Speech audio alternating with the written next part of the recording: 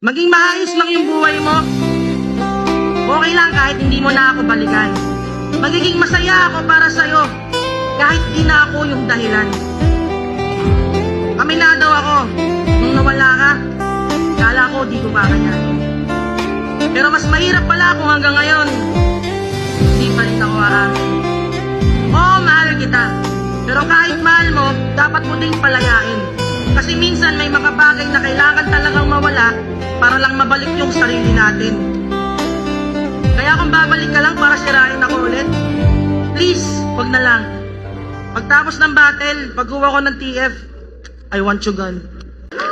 Nagagalit ka, iniwan kita? Tangina. Masisisi mo ba ako? Tignan mo nga yung mukha mo. Yan ang mukha ng babaeng minahal ko.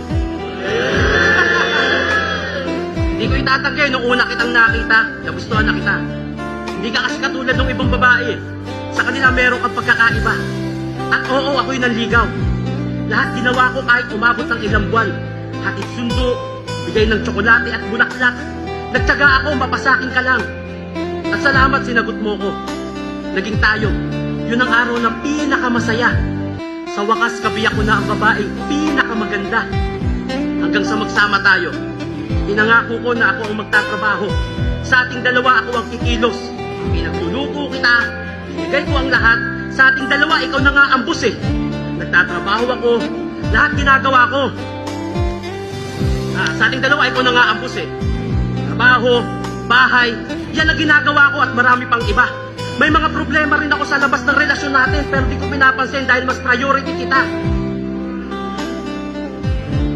Pero habang tumatagal, naiisip ko, bakit ako lang? Eh magkarelasyon tayo. Tayo dapat yung magkaramay.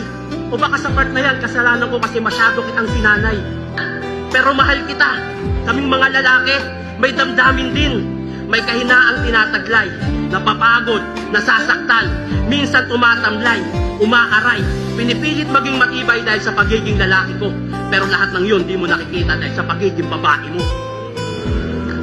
Hindi mababaw ang dahilan kung bakit kita iniwan.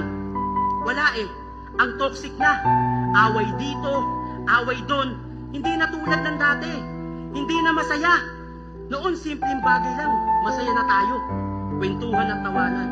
Ngayon, simpleng bagay lang para na tayong magkalaban. Babae lang ba ang dapat masaktan? Babae lang ba ang dapat magalit? Babae lang ba ang may karapatan sa mundong binubuo ng babae at lalaki? Tumanggap ka ng pagkakamali. Hindi mo ikamamatay yun. Mas inuuna mo pa yung kamalditahan mo kaysa sa ating relasyon. Mahal na mahal kita hanggang ngayon. Wala akong intensyon na masama.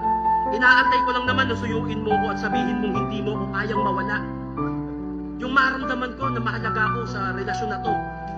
Mahalin, lambingin, irespeto, yun lang naman ang gusto ko. Pasensya ka na kung iniwan kita. Pero yung pagmamahal ko sa'yo buong buo, ginawa ko lang yun baka sakaling makita mo halaga ko pag wala na ako sa'yo. Sana maisip mo, sa buhay mo, kailangan mo din ako. At ma-realize mo na mas importante ako kaysa sa pride mo.